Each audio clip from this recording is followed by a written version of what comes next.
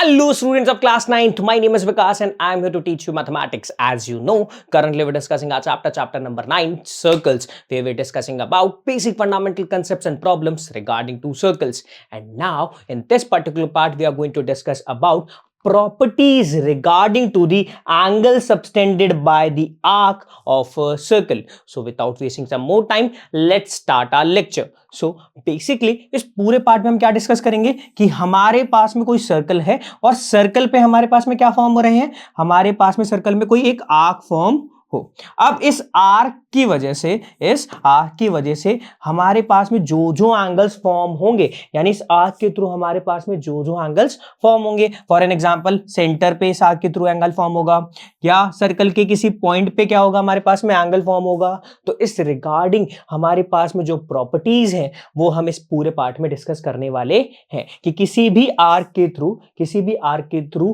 किसी सर्कल पे कोई एंगल फॉर्म होता है तो उसके रिगार्डिंग जो प्रॉपर्टीज हैं या मैं ये कहूं जो थ्योरम्स हैं हम वो डिस्कस करने वाले हैं। तो इसके लिए तो सबसे पहली थ्योरम हमारे पास में है वो एनसीईआरटी की थ्योरम 9.7 है। ये थ्योरम हमें क्या कहती है, the angle subtended by an arc at the centre is double the angle subtended bye it at any point on the remaining part of the circle. What it says that, तो समझो circle है, circle पे हमारे पास में कोई arc है, ठीक है। इस आर्क के टर्मिनल्स के थ्रू हमारे पास में क्या हो जाए, सेंटर पे कोई एक एंगल फॉर्म हो जाए।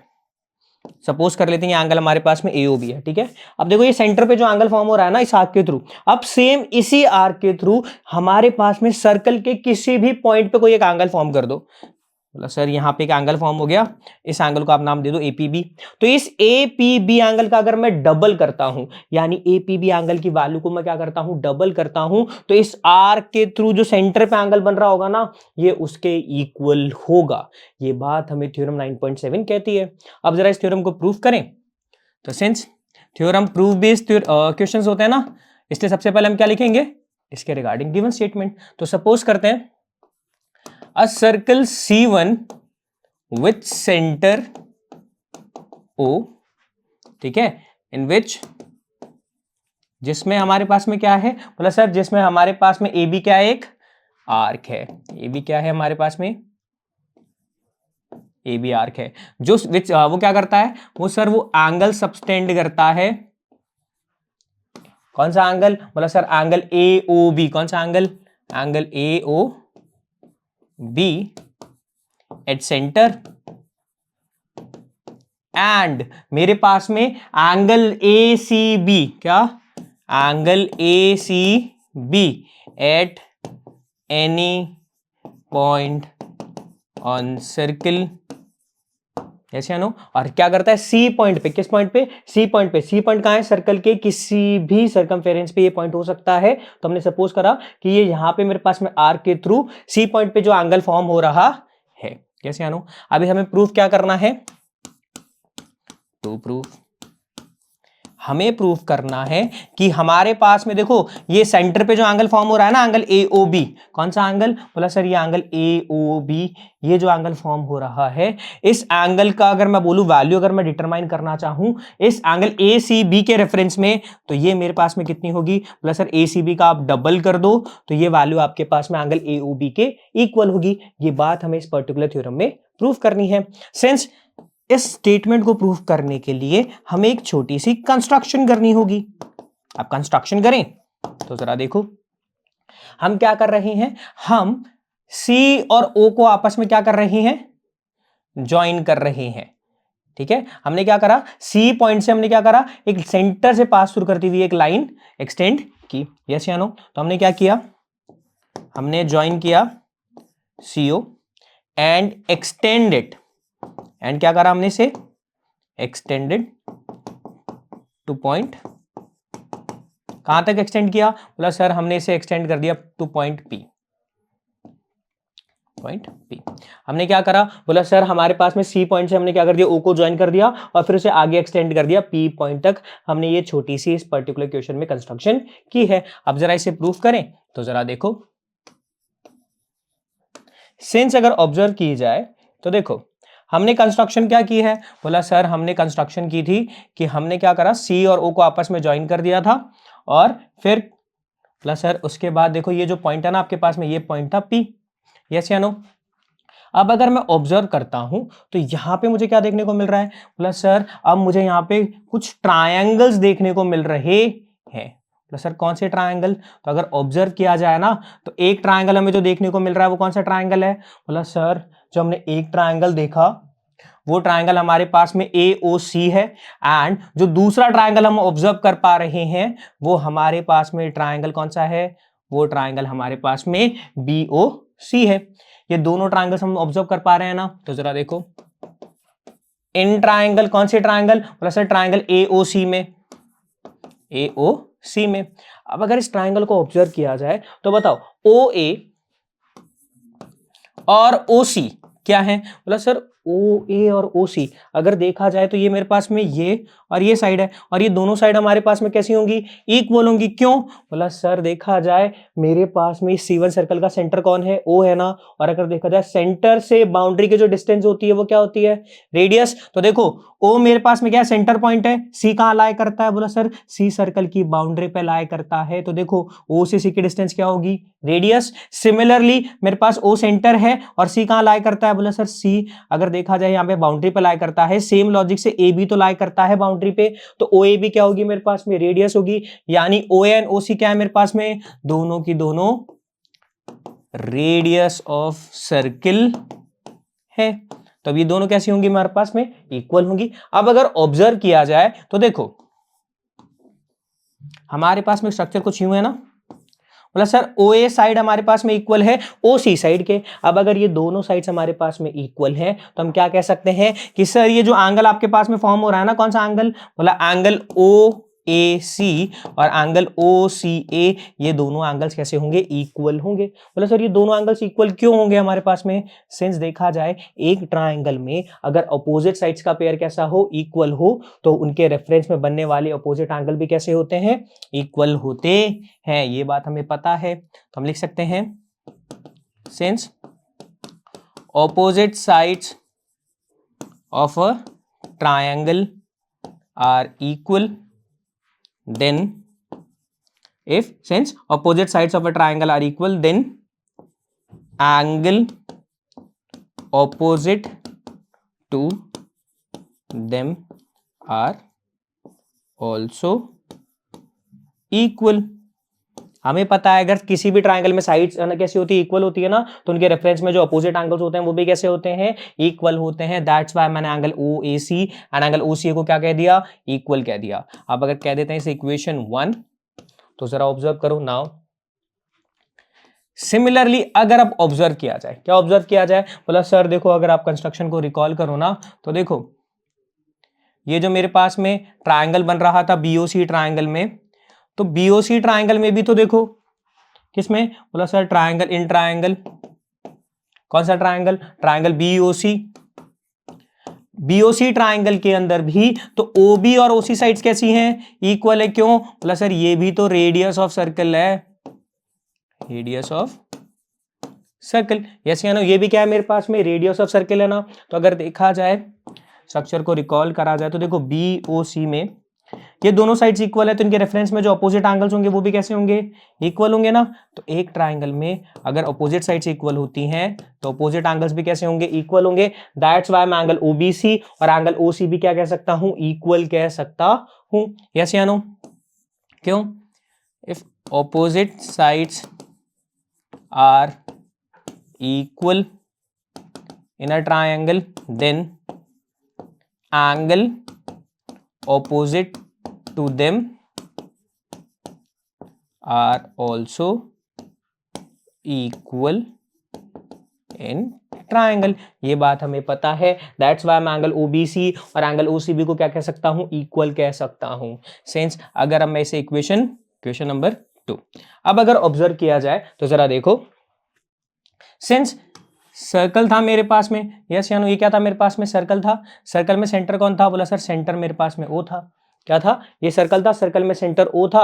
मेरे पास में आर्क क्या था, मेरे पास में जो आर्क बन रहा था वो आर्क कहां बन रहा था, बोला सर आर्क मेरे पास जो बन रहा था ना वो A और B था। ये कुछ यूं था और एक मेरे पास में पॉइंट सी यहाँ था। फिर मैंने सी से क्या करा था, प्लस फिर सी से आपने एक लाइन पास थ्रू करी थी और इसे आपने पी, यस या नो। अब अगर देखा जाए इन ट्रायंगल, कौन सा ट्रायंगल, ट्रायंगल एओसी में, ट्रायंगल एओसी के अंदर तो जो मेरे पास में एंगल एओपी बन रहा है ये क्या है, बोला सर ये एक्सटीरियर एंगल है। तो हम क्या कह सकते हैं कि देखो सर किसी भी ट्रायंगल के अंदर जो एक्सटीरियर एंगल होता है ना वो ऑपोजिट इंटीरियर एंगल्स के सम के इक्वल होता है, यस या नो। तो हम इसे कह सकते हैं एंगल ओएसी प्लस एंगल ओसीए के सम के इक्वल है। अब इसे इक्वेशन हम 4 कह ले। सिमिलरली अगर देखा जाए इन ट्रायंगल, कौन सा ट्रायंगल, बोला सर ट्रायंगल हमारे पास में बीओसी में, बीओसी में ये एंगल जो बीओपी है, कौन सा एंगल, बीओपी है, ये भी तो मेरे पास में एक्सटीरियर एंगल है। तो इसे भी मैं क्या कह सकता हूं कि ये अपोजिट इंटीरियर एंगल्स के सम के इक्वल होगा, यानी angle OBC plus angle OCB. ऐसा क्यों, because we know that exterior angle of a triangle is equal to sum of opposite interior angle, क्या, सम ऑफ अपोजिट इंटीरियर एंगल के इक्वल होता है, यानी एंगल बीओपी के वैल्यू मेरे पास में ओबीसी प्लस ओसीबी के इक्वल होगी और एओपी के वैल्यू ओएसी और ओसीए के इक्वल होगी। अब अगर इसे इक्वेशन नंबर हम 5 कह लें, यस या नो। अब अगर देखा जाए तो जरा देखो, सिंस अगर देखा जाए हमारे पास में इक्वेशन नंबर 4, किसमें से, इक्वेशन नंबर 4, और हमारे पास में जो इक्वेशन नंबर 1 थी क्या, कि OAC, कौन सी, मेरे पास में OAC एंगल और OC एंगल कैसे हैं, इक्वल है ना इक्वेशन नंबर 1 से। तो अगर देखा जाए, अगर हम ऑब्जर्व करें इक्वेशन नंबर 4 और इक्वेशन नंबर 1 को कंपेयर करें तो देखो इक्वेशन नंबर 4 क्या कह रही थी कि जो AOP एंगल है ना वो angle OAC plus angle OCA के इक्वल है, OCA के, यस या नो। अब अगर देखा जाए इक्वेशन नंबर 1 क्या कह रही थी कि ये दोनों एंगल कैसे हैं, इक्वल हैं। तो मैं एंगल OAC की जगह एंगल OCA लिख दूं प्लस एंगल OCA, यस या नो। क्या मैं लिख सकता हूं, बिल्कुल, क्यों, क्योंकि OCA एंगल और एंगल OACA कैसे हैं, दोनों के दोनों इक्वल हैं, यस या नो। और ये वैल्यू किसकी है, एंगल AOP की वैल्यू है। अब अगर देखा जाए तो एंगल AOP की वैल्यू क्या हो गई मेरे पास में, तो sir twice of angle OCA हुई, यस या नो। क्या वैल्यू हुई, एंगल एओपी की वैल्यू क्या हो गई मेरे पास में, ट्वाइस ऑफ एंगल ओसीए हुई। अब अगर देखा जाए इसे मैं इक्वेशन नंबर ए कह रहा हूं। Similarly from equation number 5 and 2, equation number 5 क्या थी कि मेरे पास में एंगल बीओपी है ना वो angle OBC plus angle OCB के इक्वल है। अब अगर देखा जाए इक्वेशन नंबर 2 क्या कह रही थी कि ओबीसी और ओसीबी एंगल कैसे हैं, दोनों के दोनों इक्वल हैं। तो मैं देखा जाए क्या लिख सकता हूं, ओबीसी की जगह मैं इसे एंगल ओसीबी लिख सकता हूं, क्यों, क्योंकि मेरे पास में एंगल ओबीसी और ओसीबी ये दोनों एंगल कैसे हैं, इक्वल हैं, फ्रॉम इक्वेशन 2, यस या नो। अब अगर देखा जाए तो देखो OCB प्लस OCB एंगल कितना हो जाएगा, plus twice of angle OCB होगा, जो कि मेरे पास में एंगल BOP है। यानी देखा जाए तो मेरे पास में एंगल BOP की वैल्यू क्या है, ट्वाइस ऑफ एंगल OCB है। अब अगर मैं इसे इक्वेशन नंबर B कह दूं तो जरा देखो, so adding equation A and B, जब मैं इक्वेशन A और B को ऐड करता हूं तो देखो इक्वेशन A का मेरे पास में लेफ्ट हैंड साइड क्या थी, बोला सर एंगल AOP, B की क्या है, बोला sir angle BOP is equals to twice of angle OCA plus twice of angle OCB, yes या नो। अब अगर देखा जाए स्ट्रक्चर को अगर मैं आपको रिकॉल कराऊं तो स्ट्रक्चर कुछ यूं था ना, बोला सर ये मेरे पास में आर्क था AB, centre O, C point, यहां से एक लाइन पास थ्रू करती है, ये P था, ये O है।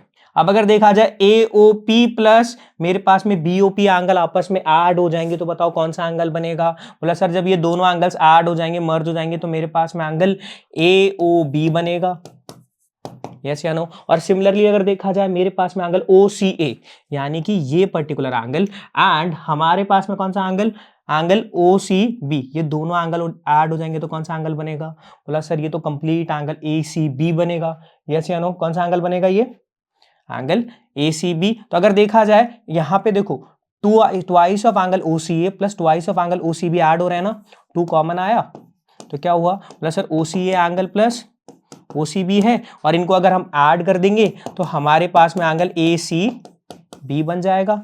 यस या नो, हमारे पास में एंगल ACB बन जाएगा, यानी एंगल AOB की जो वैल्यू है वो कितनी हो गई plus twice of angle ACB हो गई। और यही बात हमें इस पर्टिकुलर थ्योरम में प्रूफ करनी थी कि हमारे पास में जो सेंटर पे एंगल बन रहा है किसी भी आर्क के थ्रू, उसकी जो वैल्यू होती है वो डबल होती है उसी आर्क से सर्कल पे किसी भी पॉइंट पे अगर कोई एंगल फॉर्म होता है तो। यस या नो, क्लियर है क्या? ठीक है, यानी एंगल AOB की value twice of angle ACB हमने प्रूफ कर दी, यानी थ्योरम 9.7 प्रूफ है। ठीक है, अब चलते हैं हमारी नेक्स्ट थ्योरम या मैं कहूं नेक्स्ट प्रॉपर्टी की ओर। ये क्या कहती है? The angle in the same segment of a circle are equal. क्या कि हमारे पास में किसी भी सर्कल के अंदर जो एंगल सेम सेगमेंट में आते हैं ना, वो कैसे होंगे हमारे पास में? इक्वल होंगे। ये बात हमें प्रूफ करनी है थ्योरम 9.8 में। यस या नो? अब जरा इसे देखें तो जरा प्रूफ करते हैं। सिंस सबसे पहले हम गिवन स्टेटमेंट लिख लेते हैं। अब गिवन स्टेटमेंट में क्या है? A circle with centre O and P and Q are 2 points on circle subtends angle PAC and PAQ and angle PCQ। क्या? angle PAQ and angle PCQ on circle at point at A and C points। हमें proof करना है कि देखो ये जो हमारे पास में 2 पॉइंट्स पे एंगल फॉर्म हो रहे हैं ना, angle PAQ and angle PCQ, ये दोनों एंगल कैसे होने चाहिए? प्लस सर ये दोनों एंगल हमारे पास में इक्वल होने चाहिए। Angle PAQ and angle PCQ ये दोनों कैसे होने चाहिए? हमारे पास में इक्वल होने चाहिए। ये बात हमें इस पर्टिकुलर थ्योरम में प्रूफ करनी है। अब जरा प्रूफ करें तो जरा देखो। अब अगर ऑब्जर्व किया जाए, PQ मेरे पास में क्या है? Since PQ is an arc, क्या है मेरे पास में? PQ is a arc of circle with centre O and it subtends angle POQ। कौन सा? POQ at the center of circle, yes या नो? अब अगर देखा जाए मेरे पास में PQ एक आर्क है जो सेंटर ऑफ सर्कल पे कौन सा एंगल फॉर्म कर रहा है? Angle POQ। Now since angle PAQ is an angle subtended by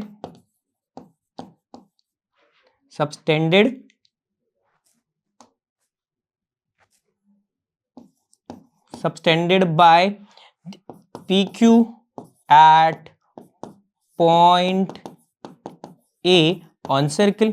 yes या नो? अब अगर देखा जाए मेरे पास में PQ मेरे पास में क्या करता है? PQ क्या करता है? A पॉइंट पे एंगल फॉर्म कर रहा है सर्कल पे। तो मैं क्या कह सकता हूं कि ये जो ट्वाइस ऑफ एंगल PAQ होगा, क्या ये जो ट्वाइस ऑफ एंगल PAQ होगा ये मेरे पास में एंगल POQ के इक्वल होगा। क्यों? बोला सर हमने अभी देखा था क्या?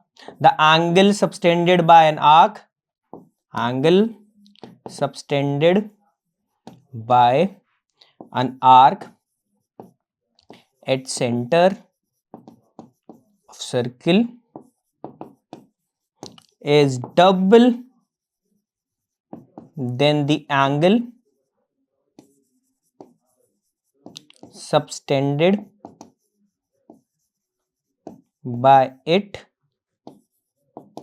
on any point on circle, yes या नो। तो अगर देखा जाए हमारे पास में किसी भी आर्क के थ्रू सेंटर पे जो एंगल फॉर्म होता है और किसी भी सर्कल पे, यानी किसी भी सर्कल पे कि हमारे पास में किसी भी आर्क के थ्रू सेंटर पे जो एंगल फॉर्म होता है और उसी आर्क के थ्रू सर्कल के किसी पॉइंट पे जो एंगल फॉर्म होता है, तो ये जो एंगल होता है ना, इसका जो डबल करने पर हमारे पास में सेंटर पे जो एंगल सबटेंड हुआ है उसके इक्वल होता है। दैट्स वाई मैं एंगल पी ओ क्यू को लिख सकता हूं twice of angle P A Q because of previous theorem that we already discuss. और मैं स्टेटमेंट को इक्वेशन नंबर 1 असाइन करता हूं।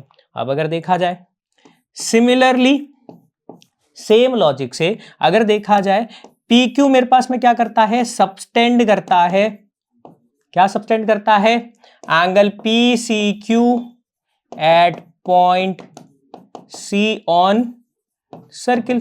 तो सेम लॉजिक से हम क्या कह सकते हैं कि जो मेरे पास में पी सी क्यू एंगल है ना, ये भी तो पी क्यू आर्क से ही सबटेंड हो रहा है। तो मैं क्या कह सकता हूं, एंगल पी ओ क्यू, क्या एंगल पी ओ क्यू की जो वैल्यू होगी वो twice of angle P C Q के इक्वल होगी। क्यों? क्योंकि ये भी तो मेरे पास में सेम आर्क से सबटेंड होने वाले एंगल सेंटर पे और सर्कल के किसी भी पॉइंट पे जो रिलेशन होती है, क्या कि देखो जिस पॉइंट पे सर्कल के किसी भी पॉइंट पे आर्क से जो एंगल बनता है उसका डबल करने के बाद तो देखो सेम आर्क से सेंटर पे जो एंगल बनता है उसके इक्वल होती है। दैट्स व्हाई मैं एंगल पी ओ क्यू को लिख सकता हूं twice of angle P C Q. आप इसे इक्वेशन 2 असाइन कर देते हैं। So from equation 1 and 2, equation 1 and 2 क्या थी मेरे पास में कि देखो इक्वेशन 1 कह रही थी कि जो पीओ क्यू एंगल है ना मेरे पास में वो twice of angle P A Q के इक्वल है। एंड ये जो पीओ क्यू एंगल है, अब देखो इक्वेशन 2 क्या कह रही है, पीओ क्यू एंगल मेरे पास में twice of angle P C Q के इक्वल है। यस या नो? अब अगर देखा जाए ये भी पीओ क्यू के इक्वल है और ये भी पीओ क्यू के इक्वल है, तो यानी ये दोनों एंगल कैसे हो जाएंगे हमारे पास में कि twice of angle P A Q is equals to twice of angle P C Q के इक्वल होंगे। यानी अगर देखा जाए इन दोनों एंगल का डबल अगर इक्वल है तो इन दोनों एंगल का अगर मैं हाफ कर दूं, यानी अगर देखा जाए मैं यहाँ पे हाफ का मल्टीपल कर दूं, तो देखो जब कोई भी दो सब्सटेंसेस आपस में इक्वल होते हैं और उनमें सेम चेंज किया जाता है तो इक्विवेलेंस प्रॉपर्टी पे कोई चेंज नहीं होता। दैट्स व्हाई मैं क्या कह सकता हूं, बोला सर इस केस के अंदर हमारे पास में एंगल पी ए क्यू है ना और एंगल पी सी क्यू ये कैसे हैं, बोला सर ये दोनों एंगल इक्वल हैं।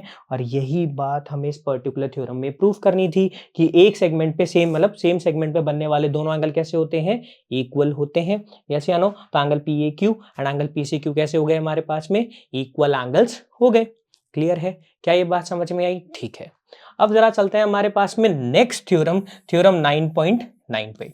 अभी थ्योरम 9.9 क्या कहती है, a line segment joining two points subtends equal angle at two other points lying on the same side of the line containing the line segment, the 4 points lie on a circle are concyclic, are concyclic. अब ये बात हमें theorem 9.9 कहती है। जरा statement को समझे तो जरा देखो तो समझो। हमारे पास में एक सर्कल है, क्या है, एक सर्कल है। सर्कल में कोई हमारे पास में बाउंड्री पे दो पॉइंट्स हैं। अब इन दो पॉइंट्स को जब आप ज्वाइन करते हो तो इनके रेफरेंस में आप क्या करते हो, सर्कल पे किन्हीं भी डिफरेंट दो पॉइंट्स पे क्या करते हो, कुछ एंगल फॉर्म करते हो। ऐसे या नो? अब अगर सपोज करो ये दो आपने एंगल फॉर्म किए तो ये दोनों एंगल कैसे हैं हमारे पास में, इक्वल हैं। कैसे हैं ये दोनों एंगल्स हमारे पास में, इक्वल हैं। तो सिनॉप्सिस के अंदर देखो अगर ये चारों पॉइंट्स को आप कंटेन करोगे तो ये चारों पॉइंट्स हमारे पास में सर्कल में ही लाई करने चाहिए। यानी कि ये जो चारों पॉइंट्स है कैसे होने चाहिए, कॉन्साइक्लिक पॉइंट्स होने चाहिए। हमें ये बात इस पर्टिकुलर थ्योरम में प्रूफ करनी है। तो सबसे पहले गिवन स्टेटमेंट लिख लें। ठीक है, तो गिवन स्टेटमेंट क्या होगा, A B C and D are 4 points on circle। क्या है हमारे पास में, ए बी सी डी हमारे पास में क्या है, 4 पॉइंट्स है। कहां पे हमारे पास में, प्लस सर सर्कल पे ये 4 पॉइंट्स है। यस या नो? अब अगर देखा जाए हमने सपोज क्या किया कि और ये क्या है, 4 पॉइंट्स है जो सर्कल पे लाई करते हैं सच दैट कि मेरे पास में ए बी एक लाइन है। क्या है, ए बी एक लाइन है subtends equal angle at C and D point पे। क्या सी और डी पे कैसे पॉइंट, सी और डी पे कैसे पॉइंट्स बना रहे हैं? बोला सर ये इक्वल एंगल बना रहे हैं, यस या नो। तो अगर देखा जाए यहां से मैं क्या कह सकता हूं कि मेरे पास में कौन सा एंगल, बोला सर आपके पास में angle A C B angle and angle कौन सा, ए सी डी कैसे हैं हमारे पास में, ये दोनों के दोनों एंगल्स हमारे पास में इक्वल हैं। कैसे हैं दोनों एंगल्स? इक्वल हैं। अब इस पर्टिकुलर क्वेश्चन में हमें प्रूफ क्या करना है कि हमारे पास में ए बी सी डी कैसे हैं, आर कौन साइक्लिक, ये बात हमें प्रूफ करनी है। अब अगर देखा जाए तो जरा देखो, ठीक है, प्रूफ करें तो जरा सॉल्यूशन देखो।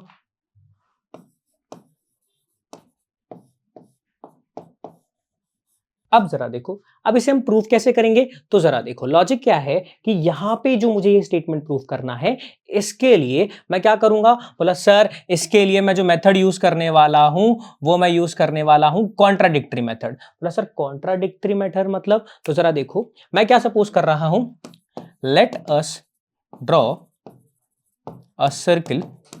क्या कर रहे हैं हम? एक सर्कल ड्रॉ कर रहे हैं विच कंटेन्स और ऐसे passes through point A, B और C। मैंने क्या करा कि हमारे पास हमने एक सर्कल ड्रॉ कर रहे हैं, सपोज कर रहे हैं कि हमारे पास में एक सर्कल हम ड्रॉ कर रहे हैं जहां पे ये जो सर्कल है ना ये केवल 3 पॉइंट से पास थ्रू करता है। एक पॉइंट है मेरे पास में A, B और तीसरा पॉइंट है C। यहां पे ये जो मेरे पास सर्कल है which does not passes through D। अब ये पॉइंट क्या करता है, ये सर्कल है ना मेरे पास में D पॉइंट से पास थ्रू नहीं करता है। और जब मैं क्या करता हूं, when I join AD, क्या मैं A और D को क्या करता हूं आपस में ज्वाइन करता हूं, तो इट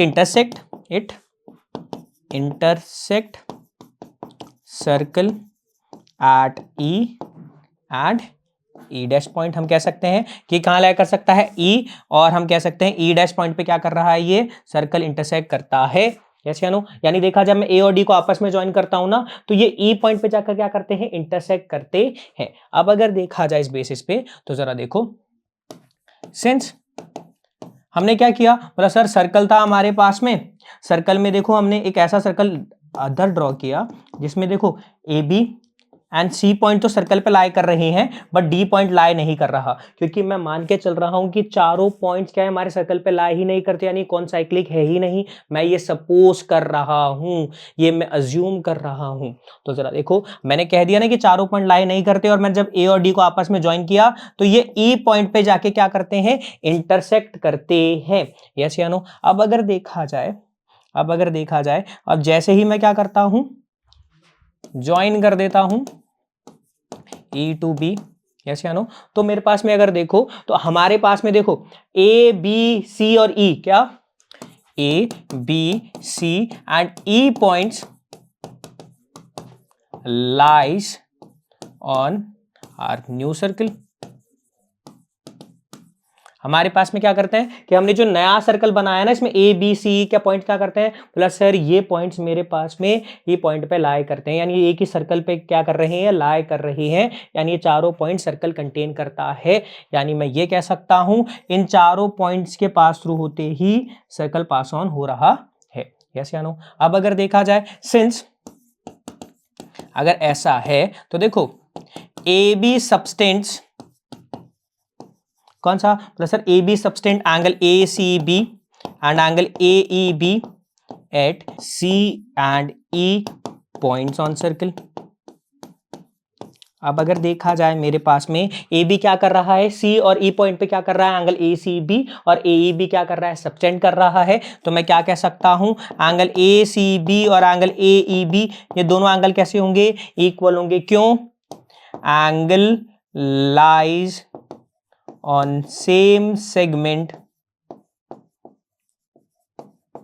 are इक्वल। एक ही सेगमेंट पे लाई करने वाले जितने भी एंगल्स होते हैं वो कैसे होते हैं, इक्वल होते हैं। दैट्स व्हाई एंगल ACB और एंगल AEB कैसे हो गए मेरे पास में, इक्वल हो गए। सिंस मेरे पास में एंगल ACB और एंगल ADB तो इक्वल हमें गिवन थे, यस या नो, गिवन है, यस या नो। एंड अभी हमने प्रूव किया कि एंगल ACB और एंगल AEB कैसे हैं हमारे पास में, इक्वल हैं। ये बात हमने प्रूव्ड की है। अब अगर देखा जाए तो जरा ऑब्जर्व करो, सर्कल था, सर्कल पे हमारे पास में AB पॉइंट था, यस या नो, C पॉइंट था, यस या नो। अब अगर देखा जाए D, मैंने क्या जूम किया था कि जो D पॉइंट है ना, ये जो D पॉइंट है सर्कल पे लाई नहीं कर रहा, और जब मैं इसे A और D को ज्वाइन करता हूं तो ये सर्कल पे E पॉइंट पे इंटरसेक्ट करते हैं। अब एक चीज ऑब्जर्व करो कि देखो एक AEB और एक एंगल ADB, ये दोनों एंगल मेरे पास में इक्वल आ गए।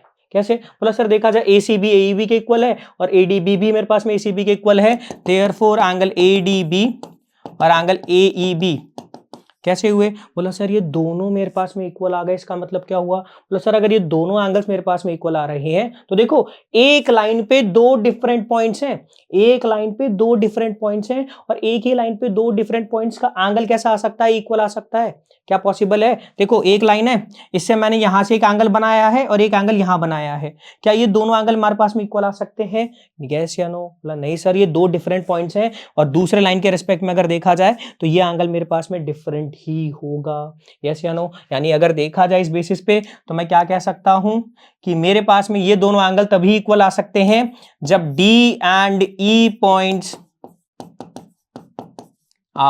कोइंसाइड ईच अदर, क्या कि ये एक दूसरे पर ओवरलैप कर रहे हैं, यानी D और E पॉइंट्स एक ही हैं, डिफरेंट पॉइंट्स नहीं हैं, यस या नो। दैट मींस मैं क्या कह सकता हूं, सिंस D और E मेरे पास में कैसे हैं, एक दूसरे पर कोइंसाइड कर रहे हैं, that means A B C and D points lie on circle. इसका मतलब क्या हुआ मेरे पास में, देयरफॉर ये मेरे पास में कैसे हो गए, ये दे आर कौन साइक्लिक, ये बात हमने प्रूफ कर दी। क्लियर है क्या, क्या ये बात समझ में आई, ठीक है। अब अगर देखा जाए तो इस पूरे लेक्चर में अगर मैं ऑब्जर्व करूं तो हमने एक सिंपल सा नोट हम समझते हैं, क्या कि देखो जब भी हमारे पास में किसी एक सर्कल की बात हो, क्या हो, एक सर्कल की बात हो, तो देखो एक सर्कल में हमारे पास में देखो एक पॉइंट है AB, यस या नो, और एक मेरे पास में है AC। अब अगर यहां से ऑब्जर्व किया जाए तो देखो इस AB आर्क और इस AC आर्क को अगर मैं ऑब्जर्व करूं तो देखो जब भी कोई दो आर्क्स, क्या जब भी कोई दो आर्क कैसे हो हमारे पास में, इक्वल हो, कैसे हो हमारे पास में, इक्वल हो, तो ये क्या करते हैं हमारे पास में, इक्वल एंगल सबटेंड करते हैं सेंटर पे। क्या कि सर देखो ये दोनों आर्क्स मेरे पास में इक्वल हैं, कैसे हैं दोनों आर्क्स, इक्वल हैं, तो ये सेंटर पे इक्वल एंगल सबटेंड करेंगे, यस या नो। कि किसी भी सर्कल में अगर आर्क्स इक्वल होते हैं तो वो सेंटर पे इक्वल एंगल सबटेंड करते हैं, एक चाहे एक सर्कल की बात हो चाहे हमारे पास में कॉन्ग्रुएंट सर्कल की बात हो। तो अगर देखा जाए दो कॉन्ग्रुएंट सर्कल्स हैं, है ना, और इन दोनों के आर्क कैसे हैं मेरे पास में, इक्वल हैं, तो ये सेंटर पे कैसा एंगल फॉर्म करेंगे, बोला सर ये सेंटर पे मेरे पास में इक्वल एंगल फॉर्म करेंगे, यस या नो। यानी अगर देखा जाए यहां से angle POQ angle AO dash B के इक्वल होगा।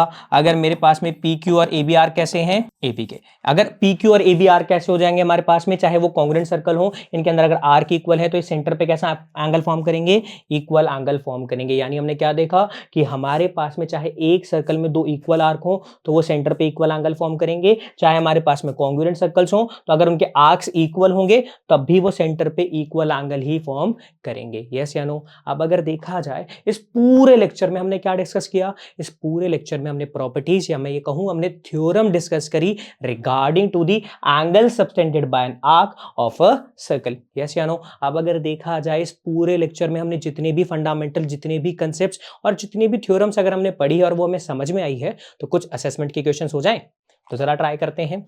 सिंस हमारा पहला क्वेश्चन क्या है, बोला सर देखो पर्टिकुलर डायग्राम में अगर आप ऑब्जर्व करते हो तो AB हमारे पास में क्या है, एक आर्क है, क्या है, एक आर्क है। इस आर्क के अंदर देखा जाए तो देखो एक एंगल मेरे पास में फॉर्म हो रहा है, ये आर्क है ना AB, ये सबटेंड कर रहा है एंगल AOB एट सेंटर और angle ACB at boundary of this particular circle, yes या नो। अब अगर देखा जाए सेंटर पे एंगल फॉर्म हो रहा है और सर्कल के किसी पॉइंट पे हमारे पास में एक आर्क एंगल फॉर्म करता है, तो हमें पता है सर इस सिनॉप्सिस में, तो ये जो मेरे पास में पॉइंट पे जो भी एंगल बन रहा है ना, इसका अगर मैं डबल कर दूं, क्या कर दूं मैं, डबल कर दूं, तो इस आर्क से जो सेंटर पे एंगल बन रहा है ये उसके इक्वल होगा।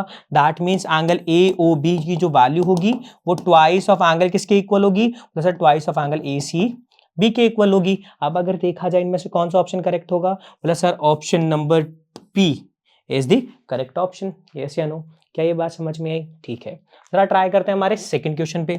अब अगर देखा जाए गिवन डायग्राम के अंदर, तो देखो हमें रिलेशन बतानी है एंगल बी ए डी और एंगल बी सी डी के इन बिटवीन। अब अगर देखा जाए ये दोनों एंगल मेरे पास में सेम सेगमेंट बी डी से बन रहे हैं, किससे बन रहे हैं, सेम सेगमेंट बी डी से फॉर्म हो रहे हैं, तो हमें पता है कि किसी भी सर्कल के अंदर सेम सेगमेंट्स पे आने वाले एंगल कैसे होते हैं, इक्वल होते हैं। तो मैं क्या कह सकता हूं कि एंगल बी ए डी और एंगल बी सी डी कैसे होंगे, इक्वल होंगे। क्या ये बात समझ में आई? ठीक है, so that's it for this particular part. और अब नेक्स्ट पार्ट में हमें चैप्टर के रिगार्डिंग कुछ और बेसिक फंडामेंटल्स और कुछ और कंसेप्ट्स को डिस्कस करेंगे। सो थैंक यू एंड जय हिंद।